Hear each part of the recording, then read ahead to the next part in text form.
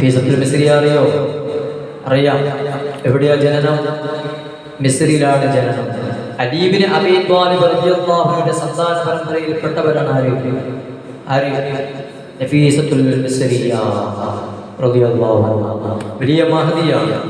അള്ളാഹു ഒരുപാട് അനുഗ്രഹം കൊടുത്ത ചെറിയ പ്രായത്തിലെ ഖുർആൻ മനഃപ്പാഠമാക്കിയ മഹദിയാണ് നഫീസത്തുൽ മിസ്രിയ. എന്നിട്ട് മിസ്രിലെ തന്റെ ചെറിയ ചറ്റക്കുടിലിൽ അള്ളാഹുവിനെ ആരാധിച്ച് ഇങ്ങനെ കഴിയുമ്പോൾ ആൾക്കാർ ഇങ്ങനെ വരും. നമ്മളിപ്പോൾ ചില ഉസ്താമാർത്തേക്ക് പോകുന്നുണ്ട്, ഏത് മാണി ഉത്സാഹത്തോ അല്ലെങ്കിൽ അങ്ങനെയുള്ളവരുണ്ട്. ഞാൻ ഈ നേരത്തെ പറഞ്ഞ കള്ളന്മാർക്കല്ല, നല്ല നല്ല ആനിമകളുണ്ട്. എന്നതുപോലെ മിസ്രിലുള്ളവർക്ക് അള്ളാഹു കൊടുത്ത് അനുഗ്രഹിച്ചൊരു സ്വരീയ നക്ഷത്രമാണ്, ഒരു നിധിയാണ് മഹദിയായ ബീബി നഫീസത്തുൽ മിസ്രിയ റളിയല്ലാഹു അൻഹ. അതുകൊണ്ടല്ല ഷാഫി ഇമാം, മഹാനായ ഷാഫി ഇമാം എന്ത് വിഷയം വന്നാലും ആരത്തേക്ക് പറഞ്ഞേക്കും? ശിഷ്യന്മാരെ ബീബി നഫീസത്തുൽ മിസ്രിയുടെ അടുക്കലേക്ക് പറഞ്ഞിട്ട് പറയും, മഹദിയോട് ദുആ ചെയ്യാൻ പറയണം. മഹദിയോട് ദുആ, അത് ഏറ്റവും വലിയൊരു അംഗീകാരമാണ്. നമ്മുടെ മദ്ഹബിന്റെ ഇമാമായ മഹാനായ ഇമാം ഷാഫിഈ റഹ്മത്തുള്ളാഹി അലൈഹി തങ്ങൾ നഫീസത്തുൽ മിസ്രിയുടെ അടുക്കലേക്ക് ആളെ പറഞ്ഞയച്ച് ദുആ ചെയ്യാൻ വേണ്ടി പറയും. അത് തന്നെയാണ് ഏറ്റവും വലിയ ക്വാളിഫിക്കേഷൻ, അത് തന്നെയാണ് ഏറ്റവും വലിയ അംഗീകാരം, അത് തന്നെയാണ് അള്ളാഹ്ക്ക് ഏറ്റവും പൊരുത്തമുള്ളത് എന്ന് പറയാൻ. കാരണം പറഞ്ഞയക്കുന്നത് ആരാണ്? നമ്മുടെ മഹാനായ ഇമാം ഷാഫിഈ റഹ്മത്തുള്ളാഹി അലൈഹി തങ്ങൾ. ആ നാട്ടിൽ ഇങ്ങനെ എല്ലാവരും കൂടി അവസാനം ആൾ കൂടുമ്പോൾ മഹദിക്ക് വലിയ ബുദ്ധിമുട്ടായി. അങ്ങനെ മിസ്രിലെ രാജ്യം മനസ്സിലാക്കി ആ രാജാവ് എന്തോ ഒരു കാര്യത്തിന് മഹദിയുടെ അടുക്കൽ വന്ന ആ കാര്യം സാധിച്ചപ്പോൾ മഹദിയെ തന്റെ പിതാവിനെയും ഭർത്താവിനെയും അവർക്ക് വേണ്ടി ചെറിയൊരു കൊട്ടാരം പോലെ സൗകര്യമുള്ള വീടൊരുക്കി കൊടുത്തു. എന്നിട്ട് മഹദിയോട് ചോദിച്ചു, നിങ്ങൾക്ക് എന്തെങ്കിലും ആഗ്രഹമുണ്ടോ? മഹദി പറഞ്ഞ മറുപടി എന്താണെന്നറിയോ? ഉണ്ട് പ്രിയപ്പെട്ടവരെ, എല്ലാ ദിവസവും എൻ്റെ അടുക്കൽ ആളുകൾ വരുമ്പോ എന്റെ നിസ്കാരത്തിന് അത് ബാധിക്കുന്നുണ്ട്. നമ്മൾ ചിന്തിച്ചു നോക്കിയേ, ഇതൊക്കെയാണ് മഹാന്മാർ മഹദികൾ. അവിടെ ഇന്നത്തെ കാണുന്നവരല്ല. അവര് പറഞ്ഞ മറുപടി എന്താ രാജാവിനോട്? പ്രിയപ്പെട്ടവരെ, എന്റെ നിസ്കാരം, എന്റെ ഓത്ത്, എന്റെ തഹജ്ജുദ്, എന്റെ അദ്കാർ, എന്റെ തഹ്ലീൽ, എന്റെ തംജീദ് എല്ലാം മുടങ്ങിപ്പോകുന്നുണ്ട് എന്ന് പറഞ്ഞപ്പോ രാജാവ് ഉത്തരവിടുകയാണ്, ദിവസം ആഴ്ചയിൽ ഒരു ദിവസം മാത്രമേ കാണാൻ പറ്റുകയുള്ളൂ. മഹദിക്ക് നല്ല സന്തോഷമായി പോയി. കാരണം ആഴ്ചയിൽ ഒരു ദിവസം, നമ്മുടെ ഇവിടെ ഉസ്താദിനൊക്കെ പോകുന്നത് പോലെ ആഴ്ചയിൽ ഒരു ദിവസം അതിനു വേണ്ടി മാത്രം മാറ്റിവെക്കുകയാണ്. പരാതിയുടെ വലിയ കൊണ്ടയായിരിക്കും. നിങ്ങൾ അറിയോ, ചരിത്രത്തിൽ നോക്കിയാൽ കാണാം, ആ ഒരു ദിവസം രാജ്യത്തുള്ള സകല ജനങ്ങളും മഹദിയുടെ വീടിന്റെ മുമ്പിൽ ക്യൂ നിൽക്കുന്നുണ്ടാകും. എന്തിനു വേണ്ടിയാണെന്നറിയോ? മഹദിയെ ഒന്ന് കാണണം, പരാതി പറയണം, ദുആ കൊണ്ട് വസിയത്ത് ചെയ്യണം. വേറെ കുറുക്കവൈകളൊന്നുമില്ല. ആ മഹദി രണ്ട് കരങ്ങളും റബ്ബിലേക്ക് ഉയർത്തി ദുആ ചെയ്യുമ്പോ ഉടനെ അതിന് ഉത്തരമാണ് എന്ന് ചരിത്രം പറയുന്നു. അല്ലാഹുവേ, ആ മഹദിയുടെ പൊരുത്തം തങ്ങൾക്ക് നൽകണേ റബ്ബേ.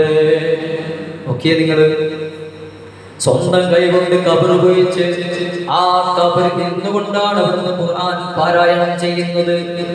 ആ ഖബറിൽ തന്നെയാണ് ഇരുത്തം, അതിൽ തന്നെയാണ് കടത്തം. നിങ്ങൾ ആലോചിച്ച് നോക്കിയേ, ഏകദേശം ദിവസങ്ങളോളം ആ ഖബറിൽ തന്നെയാണ്. അവസാനം ഖുർആൻ ഓതിക്കൊണ്ടിരിക്കുമ്പോൾ തന്നെയാണ്, അതും റമദാനിന്റെ രാവിലെ, റമദാൻ 16. നമുക്കറിയാം, ബദർ ദിനം നടക്കുന്നതിന് തൊട്ട് മുമ്പാണ് റമദാൻ 16. ആ 16-ാമത്തെ നോമ്പിൽ ഖുർആൻ ഇങ്ങനെ ഓതിക്കൊണ്ടിരിക്കുമ്പോഴാണ് മഹദി ഒരു ഖുർആൻ എത്തുന്നത്. അല്ലാഹുവിന്റെ യഥാർത്ഥ മുഅ്മിനീങ്ങൾക്ക് സ്വർഗ്ഗം അല്ലാഹു വാഗ്ദാനം ചെയ്തിരിക്കുന്നു. എന്റെ യഥാർത്ഥ അടിമകൾക്ക് ഞാൻ സ്വർഗമാണ് വാഗ്ദാനം ചെയ്തിരിക്കുന്നത് എന്ന ഖുർആന്റെ ആയത്ത് ഓതി കയ്യലോടുകൂടി മഹദി ലോകത്തോട് വിട പറഞ്ഞു എന്ന് ചരിത്രം കാണാം. അതിലൂടെ മനസ്സിലാക്കേണ്ടത് എന്തോരം പ്രകാശമാണ്. ചരിത്രത്തിൽ പറയുന്നത് കാണാം, മഹദിയുടെ മുഖം വഫാത്തായി കിടക്കുന്ന സമയത്ത് 14-ാം രാവിലെ പൂർണ്ണ ചന്ദ്രനെ പോലെ വെട്ടിത്തിളങ്ങുന്ന മുഖത്തോടു കൂടിയാണ് മഹദി അവറുകൾ കിടക്കുന്നത്. സുബ്ഹാനല്ലാഹ്. അല്ലാഹുവേ, ആ മഹദിയുടെ പൊരുത്തം തങ്ങൾക്ക് നൽകണേ തമ്പുരാനെ. ആ മഹദിയെ സ്നേഹിക്കാൻ നിങ്ങൾക്ക് നീ തൗഫീഖ് നൽകണേ റഹ്മാനെ. ചരിത്രം പറയുന്നത് കാണാം, ചുരുക്കി പറയുകയാണ്, പണ്ടത്തെ കാലത്ത് അധ്വാനിച്ച് ജീവിക്കുന്നവർ ധാരാളമാണ്.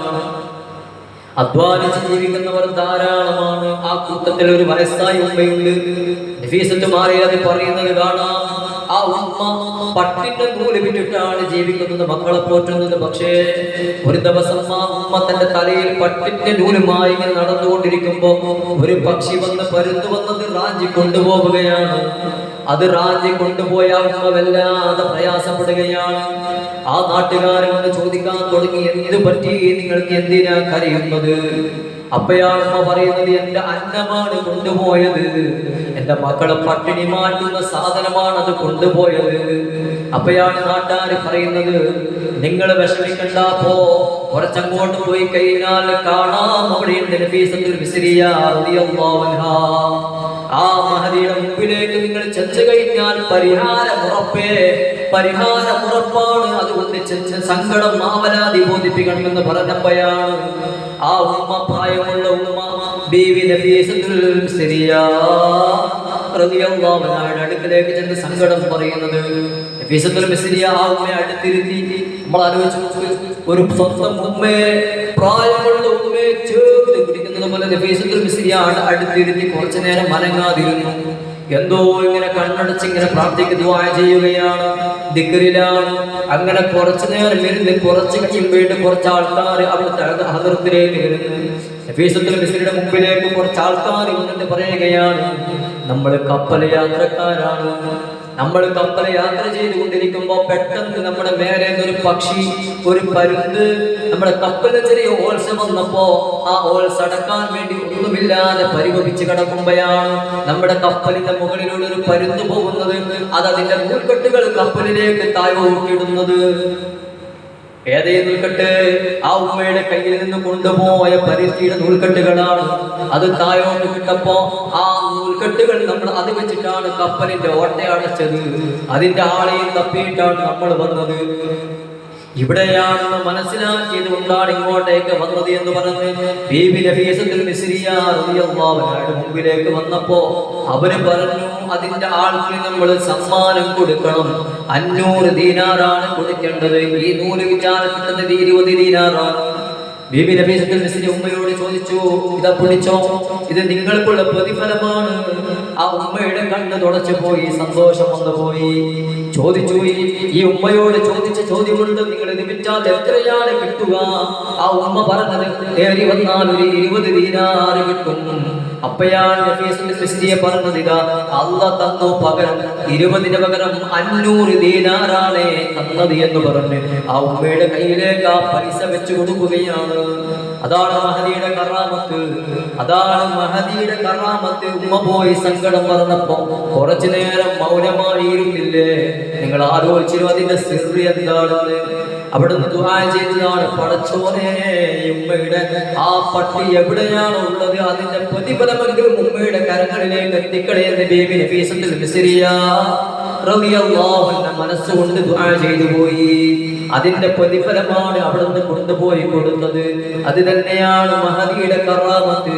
അതുകൊണ്ട് ഒന്ന് സൂചിപ്പിച്ചു എന്ന് മാത്രം പറയുന്ന കൂട്ടത്തിൽ അവിടുത്തെ കറാമത്ത് എന്ന് പറഞ്ഞു എന്ന് മാത്രമല്ല, ലോകത്തെ മയ്യത്ത് നമസ്കരിച്ചവർ ഒരേ ഒരു സ്ത്രീ മാത്രമേ ഉള്ളൂ. അതാരാ? മഹദി നഫീസത്തുൽ മിസ്രിയ. ആരുടെ മയ്യത്തിന് വേണ്ടിയാ നമസ്കരിച്ചത്? ഇമാം ശാഫിഈ റഹ്മത്തുള്ളാഹി അലൈഹി. അതെന്തുകൊണ്ടാണെന്നറിയോ? അത്രയും മഹത്വമുള്ളതുകൊണ്ടാണ്. സ്ത്രീകൾക്ക് ഇസ്ലാം അങ്ങനെ ഒരു ഇത് കടിക്കില്ല, പക്ഷേ ആ മഹത്വം അറിഞ്ഞത് കൊണ്ടാണ് അങ്ങനെ ചെയ്യാൻ കാരണം. അപ്പോൾ ആ മഹദിയുടെ കഴിഞ്ഞു പോയി റമദാൻ 16 പക്ഷേ പൊരുത്തത്തിന് വേണ്ടി കുറച്ച് പറഞ്ഞെന്ന് മാത്രം. അള്ളാഹു ആ മഹദിയുടെ പൊരുത്തം നമുക്ക് നൽകുമാറാവട്ടെ. പടച്ചവനെ, ആ ഉമ്മയെ സ്നേഹിക്കാൻ ഖദീജ ബീവിയുടെ കൂടെ സ്വർഗത്തിൽ കടക്കുന്നത് പോലെ, ആ ഖദീജ ബീവിയെ സ്നേഹിക്കുന്നത് പോലെ പ്രിയപ്പെട്ട ഉമ്മയെ സ്നേഹിക്കാൻ തൗഫീഖ് നൽകണേ റഹ്മാനെ. അവരൊക്കെ എങ്ങനെയാണോ ജീവിച്ചു പോയത്, ആ വൈകാരിയുടെ നമ്മളെയും ജീവിപ്പിക്കണേ റഹ്മാനെ. അവരൊക്കെ കൊണ്ടു നടന്ന ഈമാൻ, ആ ഈമാന്റെ മാധുര്യം നമുക്കും നീ നൽകണേ റഹ്മാനെ.